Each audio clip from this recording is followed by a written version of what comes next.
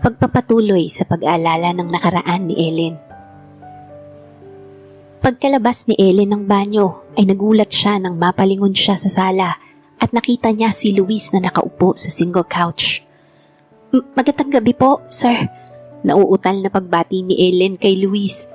Akmang pupunta na si Ellen ng kwarto niya nang pigilan siya ni Luis at pinapunta siya sa sala. Sir, magbibihis po muna ako. Kinakabahan na sabi ni Ellen. Mamaya ka na magbihis. Ani Luis. Awkward. Sobrang awkward dahil nakatuwalya lang siya at wala ni isang panloob si Ellen na suot. Naupo si Ellen malayo kay Luis. Bakit nandiyan ka? Maupo ka dito. Tukoy ni Luis malapit sa kinauupuan nito. Sumunod naman si Ellen. Ano pong pag-uusapan natin? Yung kanina. Sir, pasensya na po. Hindi ko po intensyon na paghingi ng paumanhin ni Ellen. Ngunit hindi na naman niya natapos ang sasabihin niya. Anong nakita mo? Hindi sumagot si Ellen. Ayaw niya nang maalala yun. Again, ano ang nakita mo? Natatakot si Ellen dahil baka kung ano ang gawin sa kanya ni Luis. Narinig ni Ellen ang pagbuntong hininga ni Luis. I'm not mad. I'm just asking. Sir, wag na lang po nating pag-usapan. Okay. Akala ni Ellen ay tapos na si Luis at wala na silang pag-uusapan. Stand up and strip. Utos ni Luis. Naintindihan naman ni Ellen ang sinabi ni Luis. Ngunit bakit yun ang gusto ni Luis? Kinabahan si Ellen. Again, tanggalin mo ang towel. Muling sabi ni Luis. Sir, wala po akong... I don't care. Parusa niya ba ito sa akin dahil sa nakita ko? Iwas ang tingin ni Ellen kay Luis. Dahan-dahan na tumayo si Ellen. Humarap ka sa akin. Humarap naman si Ellen kay Luis pero nakatingin lang siya sa baba. Now, remove your towel. Sa isip ni Ellen ay wala naman na makakakita sa kanya kundi ay si Luis lang. Tanging dalawa lang naman sila na nasa bahay. Dahan-dahan na inalis ni Ellen ang tuwalya sa katawan niya at ibinagsak sa sahig ang tuwalya. Don't cover them. I wanna see it. Dahan-dahan na inalis ni Ellen ang mga kamay niya. Para siyang rebulto na nakahubad. Sir! Napahiyaw si Ellen nang maramdaman niya ang kamay ni Luis. Sir! You eavesdropping. Sir, hindi po. Body can't lie. Napahawak siya sa kamay ni Luis. Sir, tama na po. Hinang-hina siya at napaupo siya sa sahig. I didn't know that you were so naughty. Hingal na hingal si Ellen. Is this your first, Ellen? Po? Well, I guess the answer is yes. Napansin ni Ellen ang pagpulot ni Luis ng tuwalya at inilagay niya ito sa magkabilang balikat. You don't know what you're feeling right now. What I only did was to make you satisfy. Tumayo mula sa pagkakaupo si Luis. Go back to your room and put some clothes on. Umalis na si Luis sa harapan ni Ellen. Nanghihina pa rin si Ellen at tingin niya ay muling magbubuhos na naman siya. 3 araw ang lumipas. Gaya ng ginawa sa kanya ni Luis ay napapaligayan niya na ang sarili niya. Tinuruan siya ni Luis dahil wala naman siyang alam na gagawin. Ngayon, alam na ni Ellen sa kanyang sarili. Ngunit sa tuwing nakikita niya si Luis ay nag-iinit ang kanyang katawan at naaalala niya ang lahat. Mas gugustuhin niya kung si Luis ang gagawa nun sa kanya. Para siyang adik na hinahanap-hanap si Luis. Hindi na niya kaya at kahit mawala na ang kanyang iniingatan ay ipapaubaya niya na kay Luis. Pumunta si Ellen sa kwarto ni Luis. Kumatok siya at pinagbuksan naman siya ng pinto ni Luis. Oh, Ellen, may kailangan ka?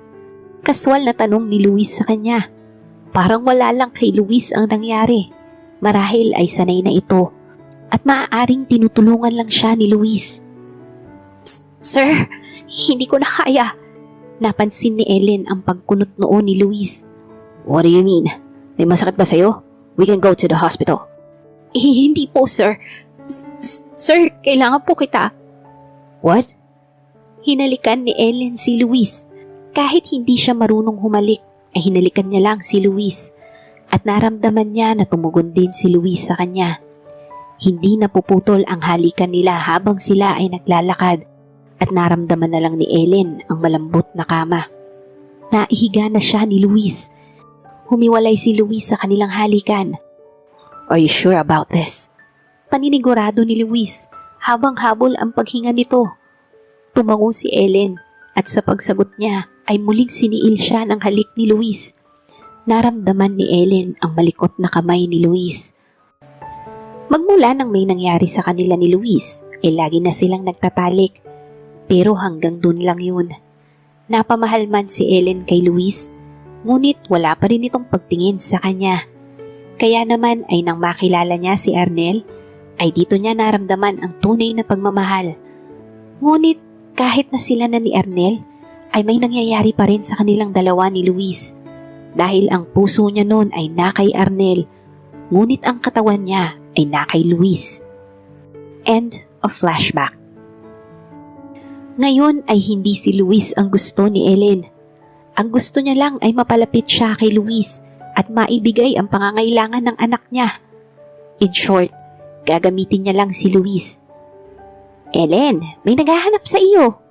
Nabalik si Ellen sa realidad. Napatingin siya kay Manang Lita. Sino daw? Tanong naman ni Ellen. Kaibigan mo daw siya, lumabas ka na lang para makita mo. Saad ni Manang Lita. Lumabas nga si Ellen ng bahay at nagulat siya na si Arnel na naman ang nakita niya. Ano na naman ang ginagawa mo dito? Iritabling sabi ni Ellen kay Arnel. Ano pa ba sa tingin mo ang gusto ko? Ellen, ang tagal ko nang naghihintay. Ano? May binigay na ba si Luis sa'yo? Wala, inis na sagot ni Ellen. Nasaan na pala si Jana? Pinaalis ko na, sagot naman agad ni Ellen. Natawa naman si Ellen. Hanep ka? Nagawa mong palayasin si Jana? Bakit hindi? Hindi lang ako isang katulong dito ngayon. Balang araw magiging asawa na ako ni Luis. Mayabang na sabi ni Ellen. At syempre, wag mo kong kakalimutan dahil ang pera ay kailangan ko rin. Dugtong ni Arnel. Ha? Pera? Hindi ka kasama sa plano ko? Biglang napansin ni Ellen ang pagsalubong ng kilay ni Arnel. Hindi ba't napag-usapan na natin yon na gagamitin natin ng bata? Hindi naman malaki ang hinihingi ko. Tandaan mo, sasabi. Hindi na pinatapos pa ni Ellen si Arnel na magsalita dahil alam niya naman na ang sasabihin nito. Napangisi si Ellen. Hindi ako natatakot. Kaya kong gumawa ng kwento. Isang sampal ang ibinigay sa pisngi ni Ellen. Napahawak pa siya sa kanyang pisnging sinampal. Hayop ka? Langyang babae ka? Pinagmumura si Ellen ni Arnel. Hindi naman siya makalaban. Sasabihin ko kay Luis na pinalayas mo si Jana. Pero sa isang iglap lang ay nagulat si Ellen nang biglang sumulpot si Luis at sinuntok si Arnel. At pagkatapos din yun ay lumapit sa kanya si Luis. Okay ka lang? May pag-aalalang tanong ni Luis kay Ellen. Tumango naman si Ellen. At the same time ay napangiti siya at nag-alala si Luis sa kanya. Si baby, okay lang ba si baby? Sunod na tanong ni Luis. Ganito ang gusto ni Ellen, ang nag-aalala sa kanya. Okay lang kami ni baby, sagot ni Ellen. Napatingin naman sila kay Arnel na dahan-dahan na tumayo habang ang isang kamay nito ay nasa pisngi na kung saan sinuntok ni Luis. Pero bago pa magsalita si Arnel ay inunahan na ni Ellen ito. Luis, pumunta siya dito para hanapin si Jana. Tapos sinisisi niya ako na ako daw ang nagpalayas kay Jana. Pagdadrama ni Ellen. Pwede ba? Huwag mong isisi kay Ellen kung bakit wala na si Jana dito sa pamamahay ko. Ako ang nagdesisyon na paalisin siya dahil maselan ng pagbubuntis ni Ellen. Paliwanag ni Luis kay Arnel. Nakita ni Ellen ang pagngisi ni Arnel. Kaya naman ay gumawa ulit siya ng kwento. Hinding-hindi siya makakapayag na may sabihin pa si Arnel. Girlfriend niya si Jana, saad ni Ellen. Nagulat si Luis sa sinabi ni Ellen. Anong sabi mo? Pakiulit nga. Pagpapaulit ni Luis kay Ellen. Girlfriend ni Arnel si Jana, ulit din ni Ellen. Kaya ayaw ko kay Jana dahil masama siyang tao. Hindi totoo yan. Pagtanggi ni Ernel. Naguguluhan si Luis. Paano naging masamang tao si Jana? Nahuli ko si Jana noon na nagnanakaw sa kwarto mo. Pero agad niya rin binalik yun dahil sinabi ko sa kanya na masama yun. Pero akala ko ay nagbago siya at tuluyan niyang ninakaw ang gamit mo. Pasimpleng ngumisi si Ellen kay Ernel at pinagpatuloy ang paggawa ng kwento. Hindi mo mapapansin na ganun si Jana dahil ang ginagawa niya ay ibinibigay niya kay Ernel ang mga ninanakaw niya. Mabigat na akusasyon ang ipinaparatang ni Ellen kay Ernel. At kapag napatunayan na meron ngang kinalaman din si Jana, ay parehas na makakasuhan sina Jana at Ernel. Totoo ba yung sinasabi mo? Seryosong tanong ni Luis kay Ellen. Totoong sinasabi ko, diretsong sagot ni Ellen. Sinungaling! Luis, makinig ka! Hindi ikaw ang... Hindi na naman masabi ni Ernel ang dapat sabihin dahil sa laging pagsingit ni Ellen. Luis, tumawag ka na ng pulis o barangay tanod. Baka ko anong gawin niyan sa akin. May takot sa boses ni Ellen. Tumingin si Luis kay Ernel. Umalis ka na, Ernel, kung ayaw mong daputin ka ng mga pulis. At tandaan mo, pag oras na napatunayan kong may pagnanakaw sa pamamahay ko, ay hindi ako magdadalawang isip na ipakulong ka. Kayo! Nahihirapan si Luis na kasama si Jana sa ipapakulong niya kung mapatunayan man o kung may ebidensya man na nagnakaw nga ang dalaga. Umalis na si Ernel. Tanging sina Luis at Ellen na lang ang naiwan sa labas ng bahay. Hindi pa rin maalis sa isip ni Luis ang sinabi ni Ellen.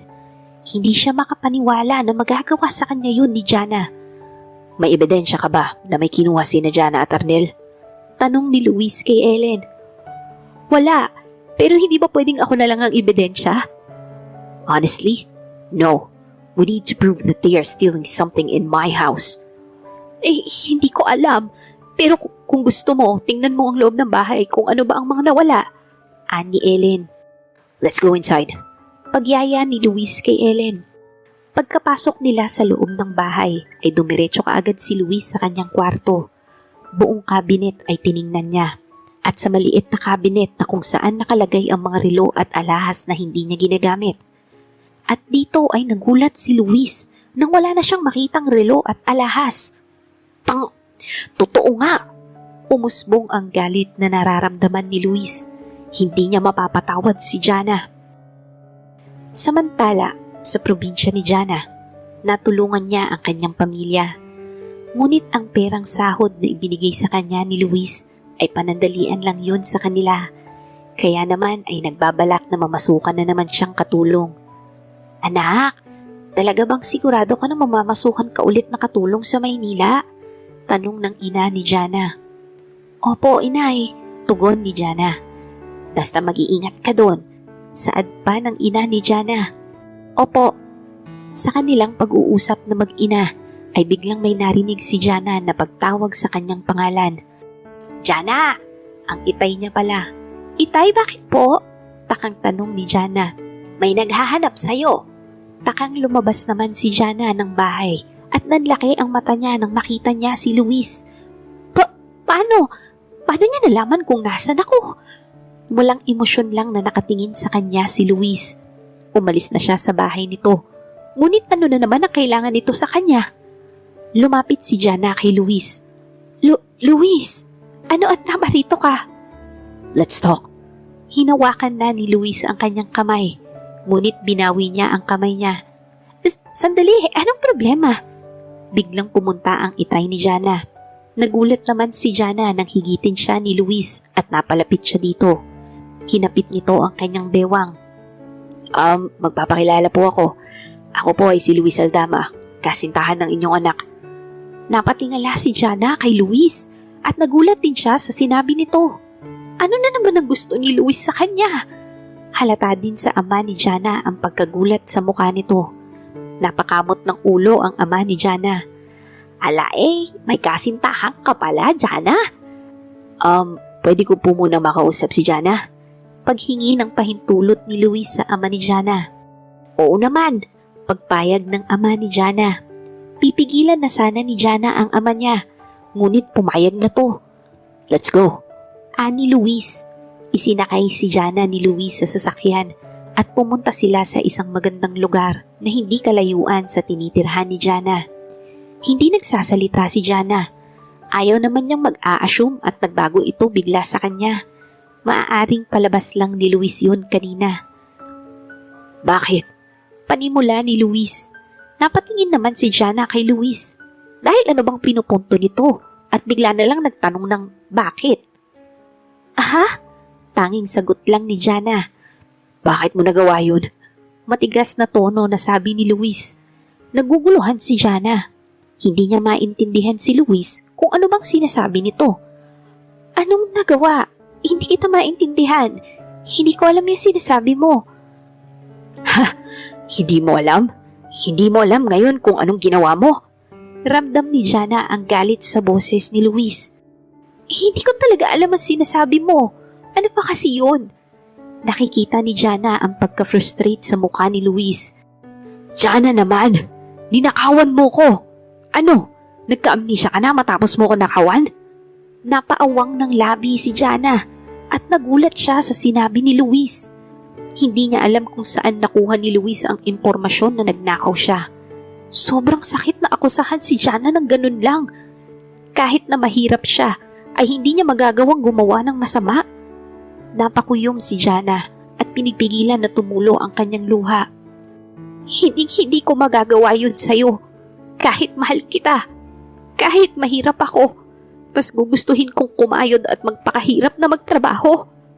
Wala na. Nagsipagbagsakan na ang mga luha ni Jana. Hindi ko magagawa sa'yo yun. Pero sige, dahil hindi na ako nagtatrabaho sa'yo, gusto mo malaman ang totoo? Hindi sumagot si Luis at tanging nakatingin lang sa kanya ang binata at hinintay ang susunod na sasabihin. Si Ate Ellen ba ang nagsabi? Natawa ng mapait si Jana. Nanlabo na ang kanyang mata dahil sa patuloy na pagdaloy ng luha mula sa kanyang mata.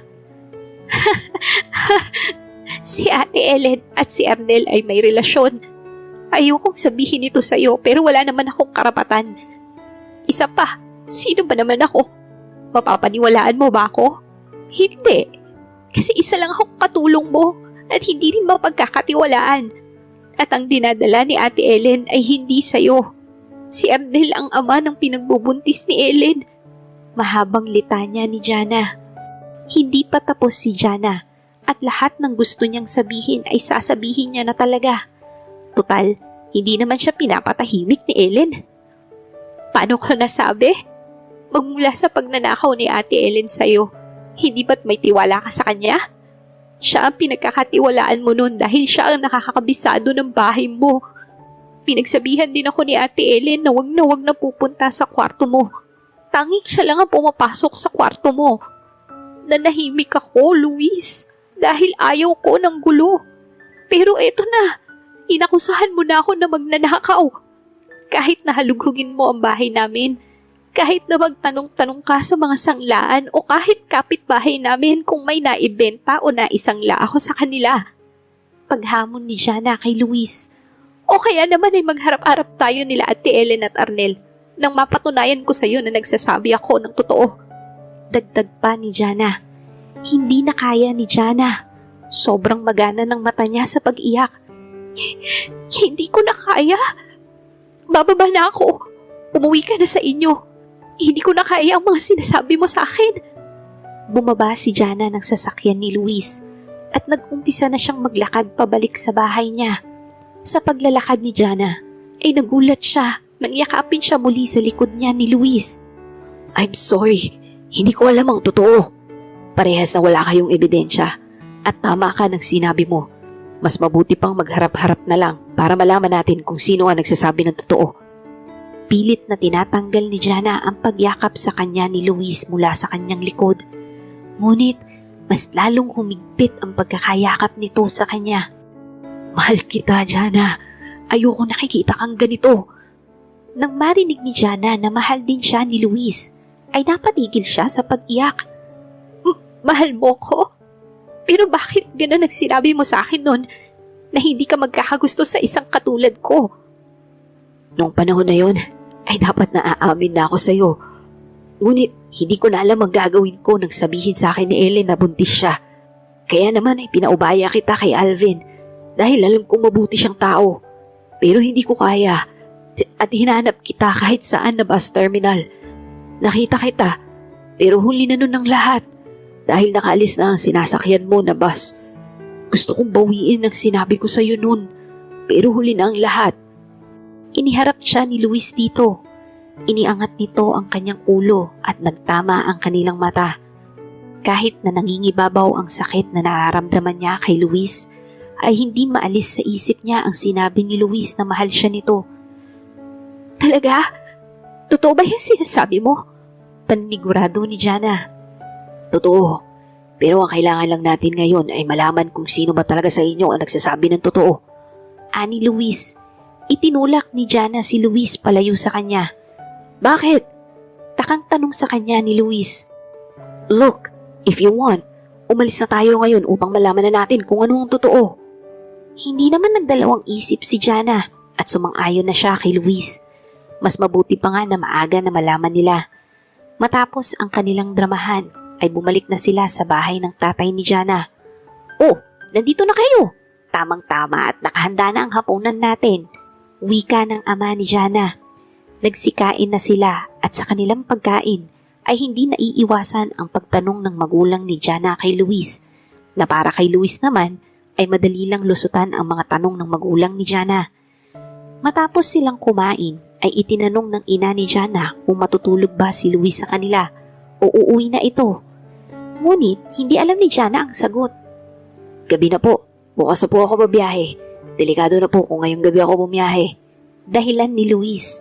Napatingin si Jana kay Luis at ngumiti ito sa kanya. Isang malawak na ngiti na ikinabahala naman niya. Saan po matutulog si Luis? Tanong ni Jana sa kanyang ina. Bigla naman sumabat ang ama ni Jana. Katabi ko siya matulog at ikaw naman Jana, tumabi ka na sa inay mo. Muling napatingin si Jana kay Luis at napansin niyang parang inagawan ito ng lollipop sa itsura nito. Sa kaloob-looban niya naman ay natatawa siya sa itsura ni Luis. Nagsipuntahan na ang magulang ni Jana sa mga kwarto at tanging silang dalawa na lang ni Luis ang nasa labas ng mga kwarto. Oh, bakit? Pagtataka ni Jana nang seryosong nakatingin sa kanya si Luis. Lumapit si Luis sa kanya. Wala bang good night kiss? Mahinang sabi nito. Kiss? Napangiti si Jana. Wala muna hanggat hindi pa nalulutas ang problema. Ah, oo nga. At kung okay na? Napakunot noon naman si Jana. Ano? Well, I can't say it right now. Nagulat si Jana nang bigla siyang hinalikan ni Luis sa pisngi. Good night. At pumasok na si Luis sa kwarto kung nasan ang ama ni Jana. Nang si Jana na lang ang nasa labas, ay napangiti at kinilig siya sa ginawa na paghalik sa pisngi niya ni Luis. Ay! Nakala mo hinihimatay ang sarili. Kapag kwan, inayos niya ang sarili at pumasok na siya sa kwarto nila ng ina niya. Nang makahiga si Jana sa kama, ay hindi pa siya makatulog. Iniisip niya si Luis sa kabilang kwarto kasama ang kanyang ama. Paano nga ba niya hindi iisipin si Luis dahil ang hinihigaan lang nila ay gawa sa kawayan at sa tingin niya ay hindi pa sanay si Luis sa ganitong klaseng lugar. Kawawa naman siya. Kumusta na kaya siya doon? Nakatulog kaya siya ng mahimbing? Kinaumagahan, maagang nagising si Jana upang maghanda ng almusal nila. Nang maihanda niya lahat, ay hinihintay niya na lang na lumabas si Luis sa kwarto ng ama. Nakita na ni Jana na lumabas si Luis sa kwarto ng ama niya. Pansin niya na hirap itong maglakad at himas-himas naman nito ang balakang. Okay ka lang? Pag-aalalang tanong ni Jana kay Luis. Tumango naman si Luis sa kanya bilang sagot. Talaga lang ha? Natatawang sabi ni Jana at hinawakan niya ang tagiliran ni Luis. Aray! Daing ni Luis. Natawa naman si Jana. Kumain na muna tayo at hihilutin ko yung likod mo. Likod lang? Protesta ni Luis. Ngunit may nakalulokong ngiti sa labi nito. Siyempre, likod mo masakit. Ano ba gusto mo? Gusto ko sana buong katawan ko. Tila nag-init ang mukha ni Jana at napaiwas ang tingin kay Luis. Diyos ko, ano ba tong naiisip ko? Oh, ba't natahimik ka na? Hindi pa rin tumingin si Jana kay Luis. Namumula yung mukha mo. May sakit ka ba? Akmang ilalagay ni Luis ang kamay nito sa kanyang noo, pero nakaiwas siya agad. Kumain na tayo at nang mamasahihin kita mamaya para makalis na tayo mamaya, nasabi na lang ni Jana. Akala ni Jana ay kaya niyang makipag-asaran kay Luis, ngunit hindi. Natapos nang kumain sila at natapos na rin nahiluti ni Jana ang likod ni Luis, ay umalis din sila agad. Habang nasa biyahe sila ay tahimik lang si Jana. By the way, that was good. Wika ni Luis. Ang alin? Pagtataka naman ni Jana. Yung paghilot mo sa likod ko. Pero sa susunod, buong katawan ko na hilutin mo. Pang-asar na sabi ni Luis. Ay nako, ewan ko sa'yo. Natatawang sabi ni Jana pabalik. Sabay tago ang kilig nito. Lumipas ang ilang oras at nakarating na si Jana sa bahay ni Luis. Kinakabahan si Jana dahil alam niya na nasa loob si Ellen ng bahay ni Luis. Nagulat si Jana nang hawakan ang kanyang kamay ni Luis. Napatingin naman siya kay Luis.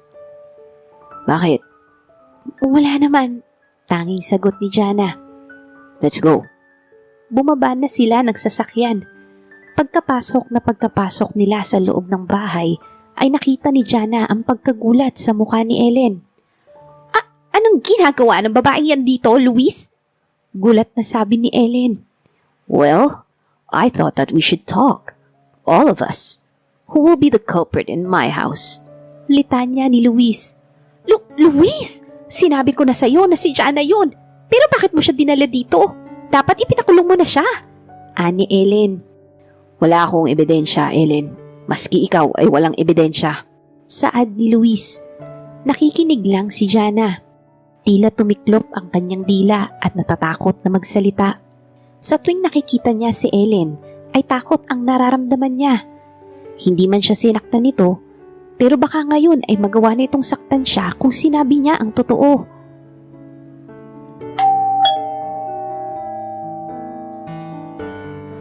Nakarinig sila ng doorbell sa labas.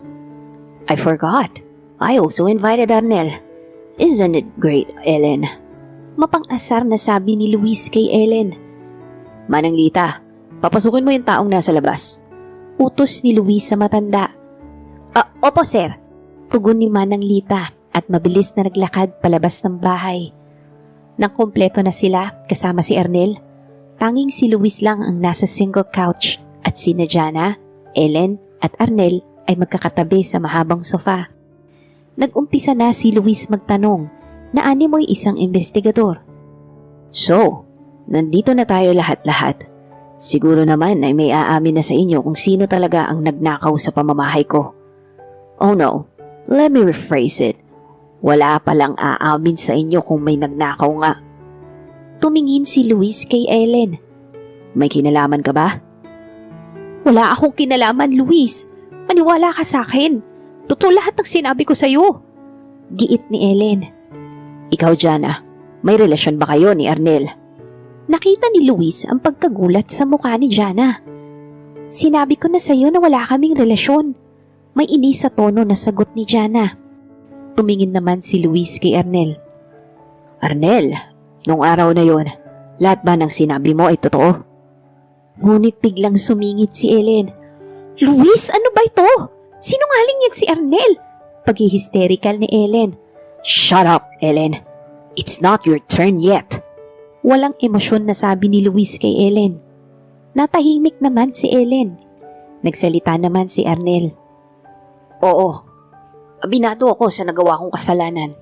Inutusan ko si Ellen na magnakaw. Hindi lang ako nakinabang kundi na rin si Ellen.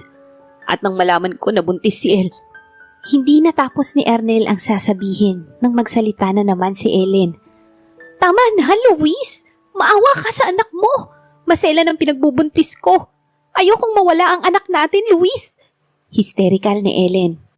Ellen, tama na! Dahil sa ginawa ko na ginamit ang anak natin kay Luis, ay maling-mali yun na nagawa ko. Pahayag ni Arnel. Imposibleng nakukonsensya ka na, Arnel. Bakit? Sinabi mo lang ito dahil hindi ka kasama sa plano ko? Ganting sabi ni Ellen. Napansin ni Luis ang pagkagulat sa mukha ni Ellen na mismong nanggaling din sa bibig nito na may plano ito talaga. Anong plano, Ellen? Tanong ni Luis na may matalim na tingin kay Ellen. Luis! Nauutal na sabi ni Ellen. Muling nagtanong si Luis. Akin ba yung bata na dinadala mo? Luis, pasensya ka na. Ayoko naman sanang gawin yun sa'yo kaso nang malaman ko na buntis ako, walang pakialam si Arnel sa amin. Tanging pera lang iniisip niya. This time, umiiyak na si Ellen. Kaya inaisip ko na ikaw na lang ang maging ama ng bata. Naisip ko yun kasi gaganda ang buhay ng anak ko sa'yo. Dagdag pa ni Ellen. Napakuyom ng kamay si Luis. Hindi niya akalain na sa tagal ni Ellen sa pamamahay niya ay ganito ang ginawa sa kanya. Kailan pa? Kailan mo pa ako ninanakawan? Galit na sabi ni Luis.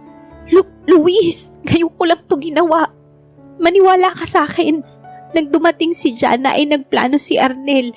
Hindi ko magawa yun sa'yo dahil walang mapagbibintangan kung walang iba pang katulong sa bahay. Pero nang dumating si Jana ay doon.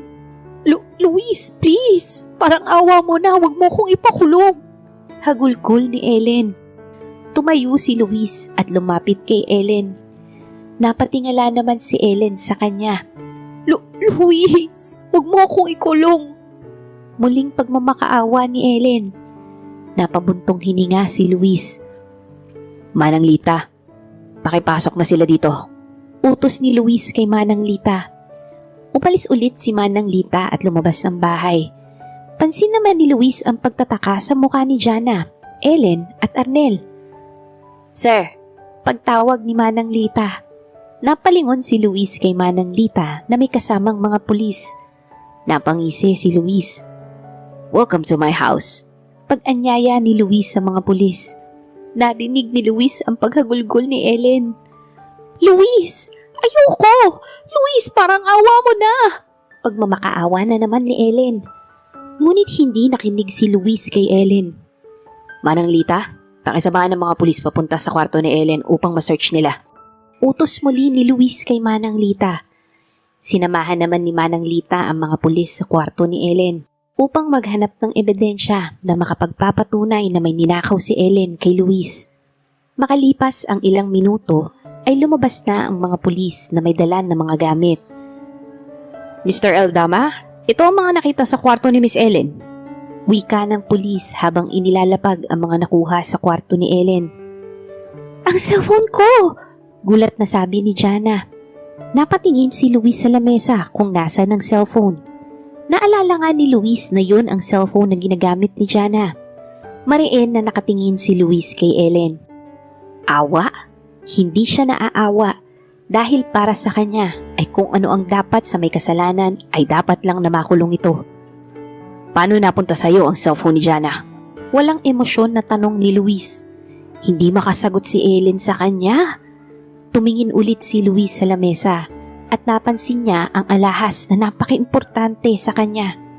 Talagang hinding-hindi niya mapapatawad si Ellen. Ngayon ay malinaw na sa akin. Saad ni Luis. Luis! Ani Ellen. Takpin niyo na sila. Utos ni Luis sa mga pulis. Hindi na tiningnan ni Luis si Ellen. Tanging sinabi lang ni Ellen sa kanya ay ang pagmamakaawa nito. Pero may nakalimutan si Luis at lumingon kina Ellen at Arnel na hawak ng mga pulis. Ellen, tama na ang pagdadrama mo. Hindi ka naman magtatagal sa loob ng kulungan. Buntis ako, Luis! Wika ni Ellen. Ano naman ngayon? E di magkasama na kayo ni Arnel. Hindi ka naman exempted kahit buntis ka. Kapag kasalanan ay kasalanan. O baka naman gusto mo pa magpa-demanding at dapat maganda ang kulungan mo. Sarkastikong sabi ni Luis kay Ellen. Napabuntong hininga si Luis at muling nagsalita. O sige, kahit hindi mo sabihin ay pagbibigyan kita. Gusto mo ng de-aircon na kulungan?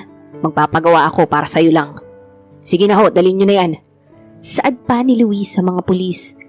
Pinagmasdan lang ni Luis ang paglabas ng mga pulis kina Ellen at Arnel. Matapos yun ay humarap siya kay Jana at niyakap ang dalaga. So, okay na? Baka naman... Hindi na ituloy ni Luis ang sasabihin nang itulak siya ng mahina ni Jana.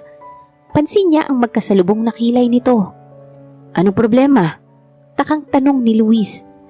Hindi na kita maintindihan. Kanina napakaseryoso mo. Tapos ngayon, parang wala lang sa'yo nangyari. Natawa naman si Luis dahil ang totoo ay alam niya na si Ellen at Arnel talaga ang may pakana. Matapos na halughugin ni Luis ang buong kwarto niya noon nung isang araw, ay pinaimbestigahan niya kaagad. If you have power, you can do anything. Ika nga. Kaya naman ay pinagplanuhan ni Luis ang lahat. Kung kaya man na umarte ng taong kaharap ni Luis, ay kaya niya rin. But it was like so epic. Gusto na niyang matawa kanina, pero gusto niya na manggaling mismo sa bibig ni Ellen ang lahat. At nang makita ni Luis ang pinakaimportanteng alahas niya, ay natuwa siya at hindi ito naibenta o naisangla ni Ellen. Dahil ang alahas na yon ay galing sa kanyang ina na pumanaw na. Itinago niya ang alahas na yon kung sa darating na panahon na talagang nahanap niya na ang talagang makakasama habang buhay, ay sa kanya lang ito ibibigay sa taong mahal niya. Bakit natatawa ka? Pagtataka naman ni Jana kay Luis. It was all my plan. Actually, alam ko na talaga. Magmula nang pumunta ako sa probinsya mo. Kaso ang lahat ng plano ko ay nag-iba. Dapat kasi dadalhin na kita agad. Kunwari nagalit ako sa'yo. Kaso hindi ko matiis na hindi ka yakapin eh. Well, kanina pa ako nagtitiis. Kaso ang tagal ng drama ni Ellen. Mahabang paliwanag ni Luis. At syempre, nagpapasalamat ako kay Manang Lita. Sabay tingin ni Luis. Maraming salamat, Manang Lita. Walang anuman, sir. Saad ni Manang Lita. Luis na lang po, Manang Lita. Para ko na ho kayong nanay. Wika ni Luis. Tumingin si Luis kay Jana. Ano, okay na? Pwede na ba natin ituloy ang dapat na maituloy? Mapang-asar na sabi niya. Hindi na hinintay pa ni Luis na magsalita si Jana at dinala niya na ito sa kwarto niya. Pagpasok nila sa kwarto, agad siniil ni Luis ng halik si Jana. Ngunit biglang tinulak siya ng mahina ni Jana. Sandali! Pagpigil ni Jana. Bakit na naman? Pagtitimping tanong ni Luis. Ano kasi? Hindi ako marunong. O wala pa akong karanasan. Napangiti si Luis at binuhat si Jana na parang bata. Napayakap naman sa kanya si Jana. Dinala niya si Jana sa higaan niya at maingat na inihiga niya ang dalaga at umibabaw siya. Hinaplos-haplos niya ang buhok ni Jana habang nakatingin siya sa mga mata nito. I don't care if you don't have an experience. Matututo ka rin naman. Parang sa trabaho, hindi mo alam sa una, pero pag natuto ka na ay may kaalaman ka na. Ikaw na kusa ang gagawa at kukontrol sa gagawin mo. Napansin ni Luis na pinipigilan ni Jana na matawa ito. Tumawa ka na, huwag mo nang pigilan. Sounds cheesy, right? Well, ngayon ko lang to naranasan dahil ngayon lang ako nakaramdam ng pagmamahal at dahil yun sa'yo. Talaga ba? Hindi makapaniwalang sabi ni Jana. Hindi ka ba naniniwala? Natatawang sabi ni Luis. Ngayon papatunayan ko sa'yo. Ipaparamdam ko sa'yo kung gaano kita kamahal. Akmang hahalikan na ni Luis si Jana nang makarinig siya ng katok. Sino naman tong istorbo? Reklamo ni Luis sa kanyang isip.